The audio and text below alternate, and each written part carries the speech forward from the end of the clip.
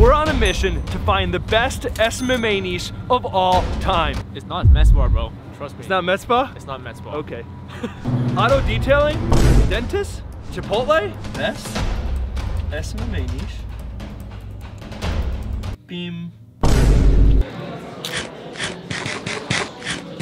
So picking a niche is kind of like eating at Chipotle. You can't go right or wrong. Maybe you want to get a burrito, rice bowl. Maybe you just want to get some chips and queso, or maybe you want to throw in some guac. It's really about identifying what you like, what you're good at, and then picking a niche that's right for you. So with that in mind, you're probably wondering, what is the best SMMA niche actually? So that being said, let's head over to the office. The greatest SMMA niche of all time for beginners. And yes, this works in 2023. It's going to work in 2024, 2025, and every single year forever. And I'm going to be giving away an entire master list with every single niche that you can imagine for free. It's going to be linked down below. By the way, if you guys like free stuff and want more free stuff, make sure to like, subscribe, keep watching. So call me Santa because I'm giving it all away. Now, today on this niche masterclass where we break down the greatest SMMA niche of all time, I'm going to be giving you what you need, not what you want. The reason why I've been able to help hundreds of agency owners scale to 10K a month and 87 scale to $100,000 per month is because I coach based on the truth. I tell you guys what you need to hear, even if it hurts a little bit. So I'm the angel, not the devil.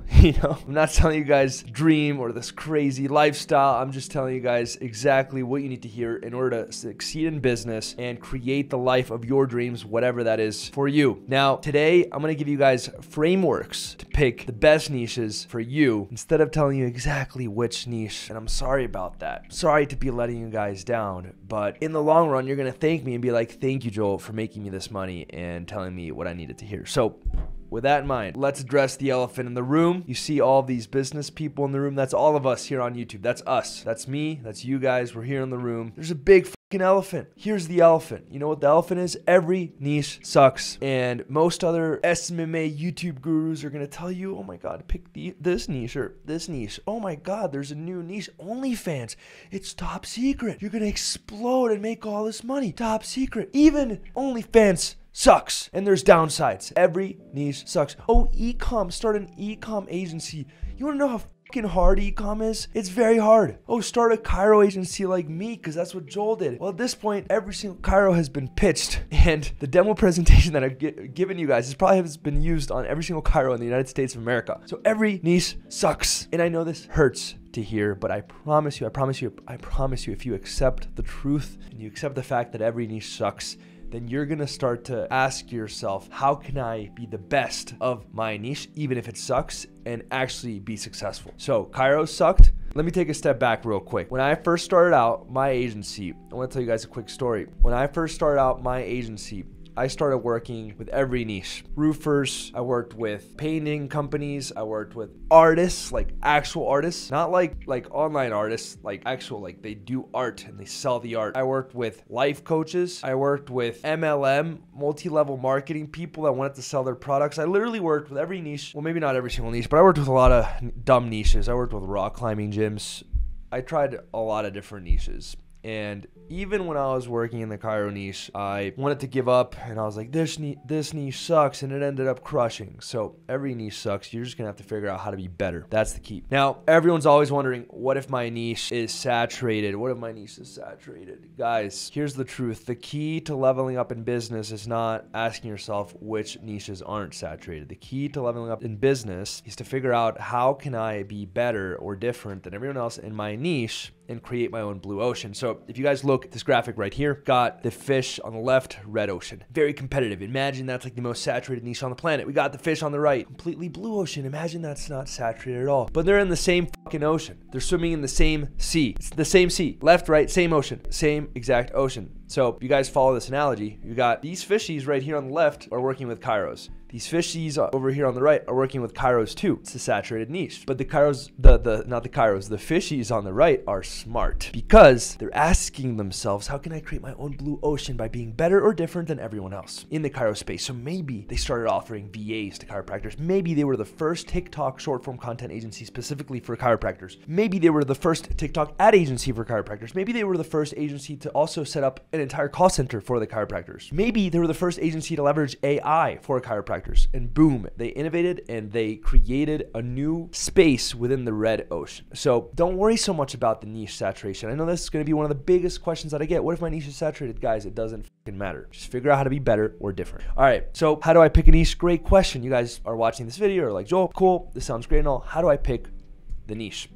Now there's 2 golden rules, and if you follow this rule, you'll get 2 bars of gold. If you follow this rule to a T, I guarantee you'll get 2 bars of gold, and if you don't, I'll give you a full refund, and I'll send you $1,000 for wasting your time. Now, first golden rule, follow a niche where you have a competitive advantage. For example, we got Toyota. Their competitive advantage is that they focus on economies of scale. They're like, we're gonna make a car that's affordable, at scale, low margin, and that's our niche. The competitive advantage for Tesla is like, well, we're the first luxury electric car vehicle that people actually wanna drive, and we have really crazy good technology that allows you to self-drive. By the way, I bought this little weight. I know you're not supposed to, but I bought this little weight that you put on the wheel to pretend to hold the wheel, and I can drive for like an hour and text, which is wild. That's competitive advantage, but they're both in the same industry. Car, vehicles, automobile, they're all in the same industry, and it's competitive as fuck. But they found their niche, they found their angle, they found their own unique competitive advantage. So you got to ask yourself, where do I have competitive advantage? For example, let's say that your dad is a dentist. Maybe you work with dentists.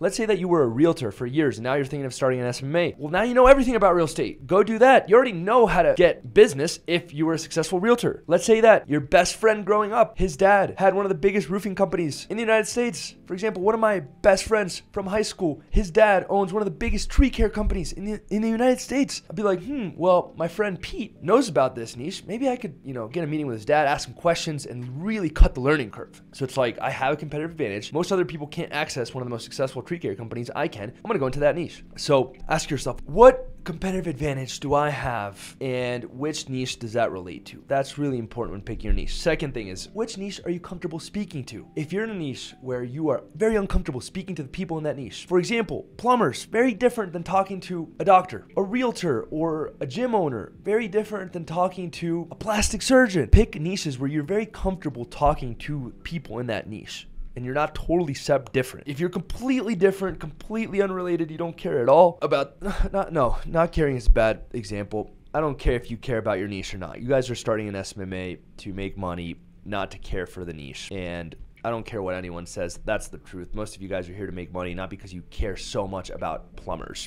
So don't pick a niche based on what you care. I think that's overall, most of you guys shouldn't be following the niche that you are passionate about. Follow the niche where you're the most comfortable talking to the people, and pick the niche where you have a competitive advantage if you have one. So comfortable, for example, again, if your dad was a dentist growing up and all of his best friends are dentists and they come to your house, growing up, they came to your house and you know how to talk dentist lingo, work with dentists. That's how you guys have to think about it. Now, here's my 3 favorite categories for niches. I like big niches, I like proven niches that we'll talk about, and I like weird niches. Those are my 3 favorite categories for niches. Big niches, for example, real estate, loan officers, insurance agents, solar reps, personal trainers. I like big niches because the biggest pro is that it's so easy to get appointments. I was running ads in 2022 for a real estate ad agency. I was helping them out, and we booked $18 appointments, like over 100 appointments at $18 a pop, which is wild. $18? It's like a Chipotle meal with chips and guac and a soda, and boom, now you're talking to a realtor. So you don't go to Chipotle for lunch, you skip out on chips and guac, you skip out on the soda, and boom, you booked an appointment with a realtor. That's how easy it is. Loan officers, insurance agents, solar reps, personal trainers, niches where there's so many freaking people. I like those niches. The hardest part is getting results, because when there's so many people, there's a lot of times a huge amount of those people that are broke. So for example, plastic surgeons, I think there's about 10,000 that actually own a practice in the United States, but plastic surgeons have money. Realtors, there's a few million in the United States, but out of those few million, there's over 1 million that are broke. Like, I promise you, out of all the millions of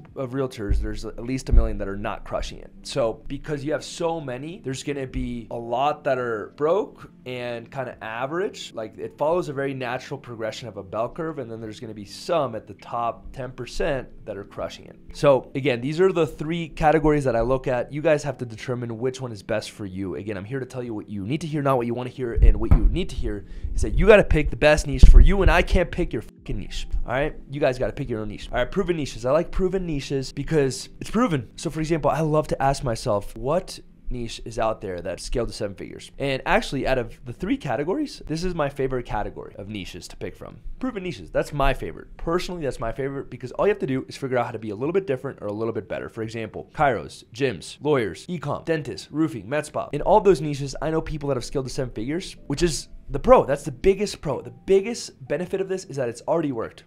There's no guessing game. I know that it works. The hardest part is that it is the most competitive, so you have to differentiate yourself. Because it's proven to work, because there's a lot of money to be made. And again, we look back at the fishies, that's not necessarily a bad thing, but you need to figure out how to swim to the blue side of the ocean by differentiating yourself or being better. So whereas if you go into a huge niche like realtors, I mean, you have so many at-bats, you have so many sales opportunities that even if you mess it up, you can figure out how to be better with the next guy or with the next girl. Whereas with chiros, like, you really have to figure out how to be the best in order to even get someone's business and earn their business because they've already been pitched to so many times. All right.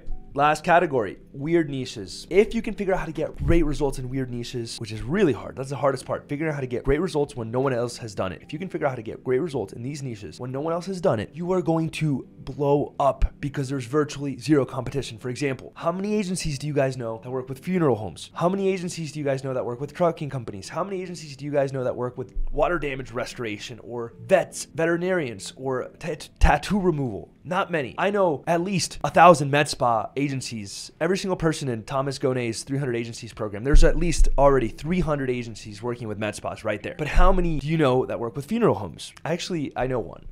So 1 to 300. And let's be honest, there's a lot of people that aren't even in Thomas Gonay's 300 agencies. So pretty much everyone's like auto detailing after watching the Tony Lee video, or in e-com after following Iman, and then they realized, holy f, this is way too hard. Or they are in med spa because of Thomas. And yeah, if you're going to go into those niches, you're going to have to figure out how to be better because again, those are proven to work. But if you can go into a weird niche that no one else is going into, and you can figure out how to make it work, even though it's going to be harder, you're going to crush it. It's going to be really easy to get appointments, and you're going to have zero competition or very, very little competition.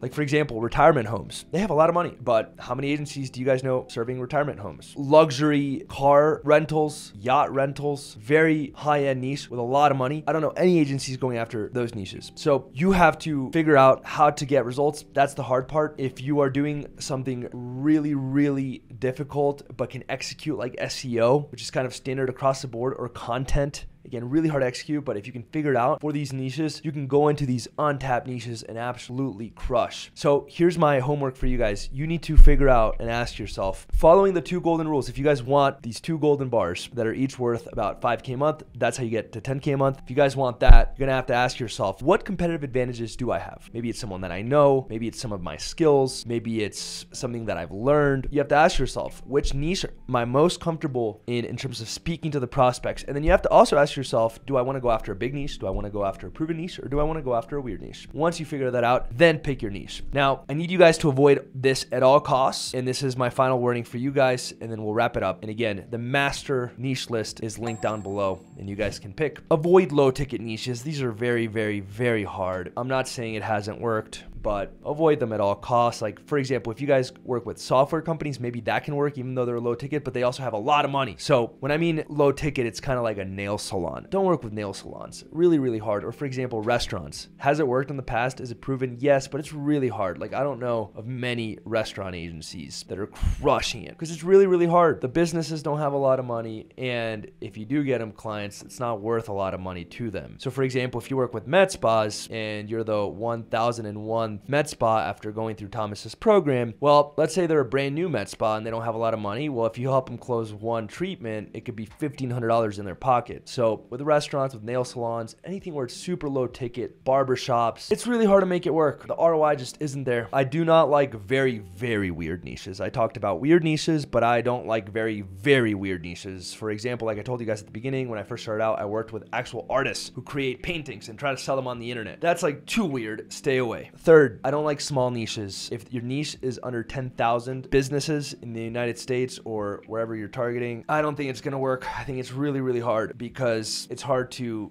you're going to run out of people to prospect. If your niche has 1,000 businesses, you can literally cold email them all in a week. And then what? If your niche has 1,000 businesses, you can't really run ads targeting that niche. It's just too niche down. I like at least medium-sized markets at the bare minimum. You know, my metric that I like to follow is at least 10,000. Ideally, it's more like 50,000 businesses in the niche. And like a perfect sweet spot is like 100K. So for example, Kairos, there's like 50K. Med spas, there's like 15. There's not that many, but it's growing. Which brings me up to, let's skip to the last point, and then we'll go back to the fourth point. The last point is don't go in declining markets. So for example, Sam Altman, the CEO of ChatGPT and OpenAI, talks about how what you really want to look at is the market growing? So for example, med spa used to be even harder to get appointments in, but now it's gotten easier because it's one of the fastest growing markets. A lot of people are starting med spas, and because a lot of people are starting med spas, a lot of people are hopping into that niche and still thriving. To be exact, 1,001. If you start one, you'd be 1,002. And by now, if you've been watching this video, there's probably a few more people that have started a med spa agency since watching this video. So it's probably like 1,012. That being said, it's a growing market, so it's going to continue to grow and grow and grow, and therefore you're not going to have a problem. Whereas if it's a declining market where a lot of people are exiting that market, for example, NFTs, that was a crazy good niche for a while, but then a lot of people started exiting the NFT space. And because a lot of people started exiting the NFT space, it became a declining market, and it's no good. Last but not least, if it's impossible to target, for example, if your niche is like rocket manufacturer, some crazy shit,